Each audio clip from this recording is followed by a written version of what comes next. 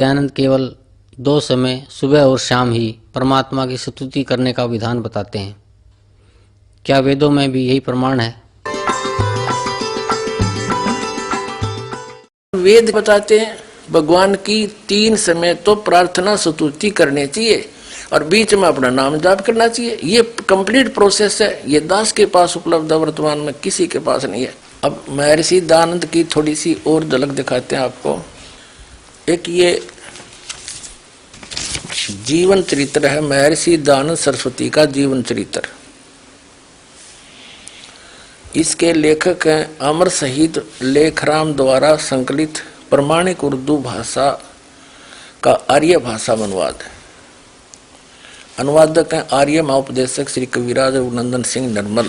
संपादक हैं श्री पंडित हरिचंद्र विद्यालंकार। प्रकाशक हैं आर्य समाज नया बास दिल्ली 6 स्वर्ण जयंती के उपलक्ष्य में। ये संवत है इनका 1971 में छपी है।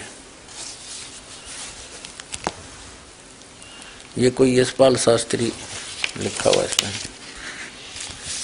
अच्छा,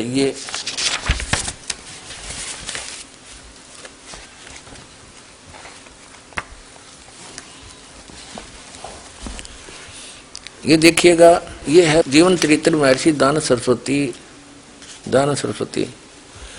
और ये धर्म तथा सामाजिक प्रथाओं संबंधी प्रश्नों का समाधान, ये इसका वो चल रहा है प्रश्न उत्तरी 294 पृष्ठ पे 294 पे, या नीचे आ जाते हैं।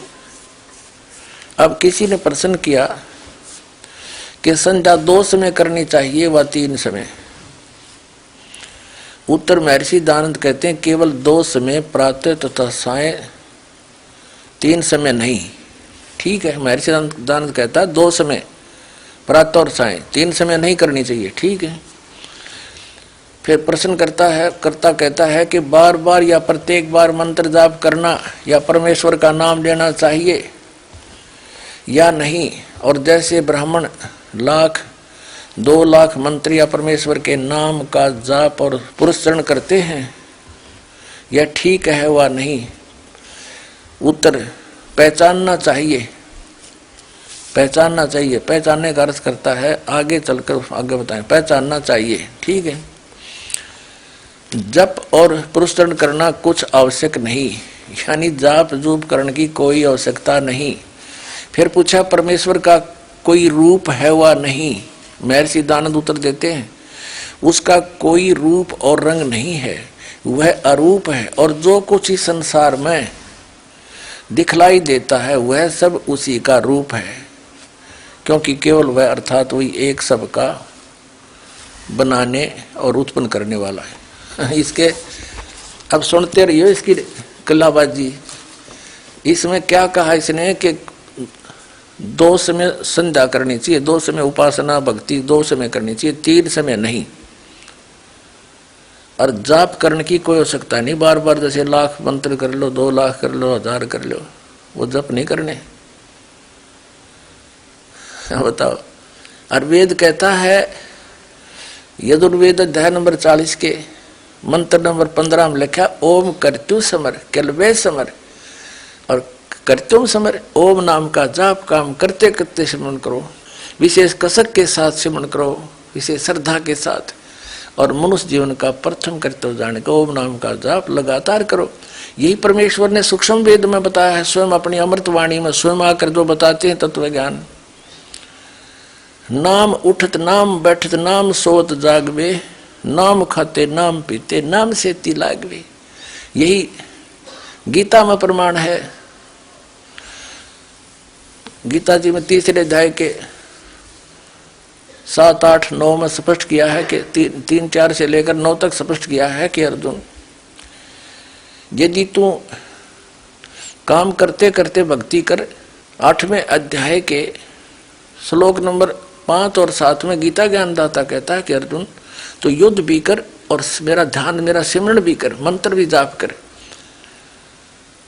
तो और गीता अध्याय नंबर 3 के श्लोक 4 से लेकर 9 तक कहा कि परमात्मा की भक्ति कर। निरंतर निर्वाह कैसे होगा? काम करते करते भक्ति भी कर, हठी होकर के ना बैठे। काम करते करते सिमरण करे और भक्ति भी करे। हरियो ज्ञानी कहता है बोला नाम जाप करने की कोई आवश्यकता नहीं, केवल 2 बार 2 समय सुबह और शाम, बस बीच में हमने डंड पे लो।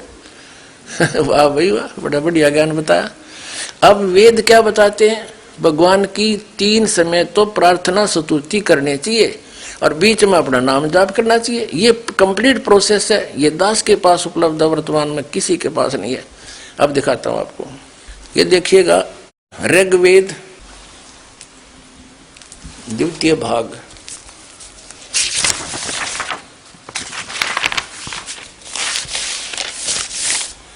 ये कहां से प्रकाशित है, प्रकाशक है पंडिता राकेशा रानी, प्रधान कार्यालय वेद मंदिर महात्मा वेद भिक्षु सेवा आश्रम लेखराम नगर अब्राहिमपुर मुखबेलपुर दिल्ली, मुखबेलपुर दिल्ली, ये यहाँ से छपा है, ठीक है। और इसमें ये है ऋग्वेद मंडल नंबर 8 और सूक्त नंबर 1 का मंत्र नंबर 29, ये 29। इसका अर्थ है कि व्यापक प्रभु वसो माने हे पृथ्वी पर बसने वाले व्यक्तियों, इसका अर्थ ये होना चाहिए सूर्य उदय के समय मेरी स्तुतियां, दिन के मध्य में मेरी स्तुतियां और रात्रि होने पर भी मेरी स्तुतियां आप पुनः पुनः स्मरण करें। अब था यो मैं ऋषि दानद अज्ञानी, वेदों को सत्य माने और अपने अज्ञान मानव समाज में घुसेड़ दिया। सारा वेद विरुद्ध ज्ञान। वेद बताते हैं 3 समय स्तुति करो, सुबह दोपहर को और शाम को। ये तो दुर्दास आपको बताता है।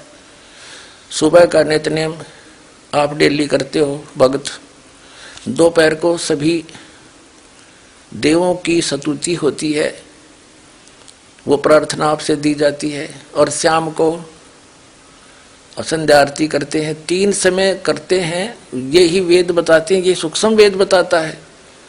और मैं ऋषिदानंद कहता है ना 2 समय करनी, क्यों भांग के नजर रहे दाई ने कोई पूछा कि मैं बांट दे, इसने वह ऋषि मान्य रहे थे, वेद जाने होंगे इन्होंने, इसलिए सारी बात मान ली हमने। यारी समाजी कौन है, हमारे भाई बहन हैं, चाचे ताऊ हैं, मामा और बुआ के भाई भतीजे बहन बेटी वो अपने ही हैं। इस अज्ञानी ने हमसे अलग कर दिया और नाश कर दिया उनके जीवन का, कख पता नहीं। एक हवन यज्ञ करके वो अपना मुक्ति चाहते हैं। यज्ञ तो एक ग्लूकोस है, एक बीमार को, रोगी को ग्लूकोज से रोग नहीं कटता। ये 5 यज्ञ हैं, एक यज्ञ भी नहीं है। इन 5 यज्ञों से एक यज्ञ है धर्म की, दूसरी यज्ञ है ध्यान, तीसरी यज्ञ हवन की, चौथी यज्ञ परिणाम और 5वीं यज्ञ है ज्ञान की। ये तत्व ज्ञान, ये कंप्लीट ज्ञान हो और सारी यज्ञ हो। और फिर सुमरन अलग है। यज्ञ तो ऐसी है जैसे रोगी का ग्लूकोज लगा दिया, उससे कुछ सहयोग मिलता है बॉडी को, लेकिन रोग नाश नहीं होता। रोग नाश के अन्य उपचार इंजेक्शन कैप्सूल होते हैं, तो वो मंत्र हैं। गीता अध्याय नंबर 8 के श्लोक नंबर 13 में, यजुर्वेद अध्याय नंबर 40 के मंत्र 15 में वेद ज्ञानदाता और गीता ज्ञानदाता एक ही है। वो श्री कृष्ण में प्रवेश करके गीता का ज्ञान बोला, तो वो कह रहा है ओम इति एकाक्षरम ब्रह्म विभारण माम अनुसमण यह प्रियाति तदन देव सयाति परमाम गतिम। मुझ ब्रह्म का केवल एक ओम नाम है। जैसे वायु अनिलम अथितम भस्मांतम शरीरम, ओम कर्तु समर कलवे समर और कर्तुम समर, यजुर्वेद अध्याय नंबर 40 के मंत्र नंबर 15 में। और गीता अध्याय नंबर 8 के श्लोक नंबर 13 में कहा है कि ओम इति एकाक्षरम ब्रह्म विभारण माम अनुसमण यह प्रयाति तजन देव सयाति परमाम गति। और वो स्पष्ट कर ही दिया है कि तो युद्ध भी कर, मेरा शमन भी कर, काम करते करते शमन कर, विशेष कसक के साथ शमन कर और चलते फिरते शमन कर। तो ज्ञान यज्ञ में ये सब अध्याय आता है और ये सत्संग आता है। तो ज्ञान यज्ञ सुबह दोपहर शाम ये 3 समय की स्तुतियां हैं और ये सत्संग है।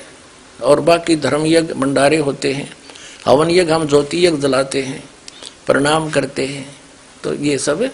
और ध्यान ये हठ योग नहीं है, काम करते करते उस मालिक को कसक बनी रहे।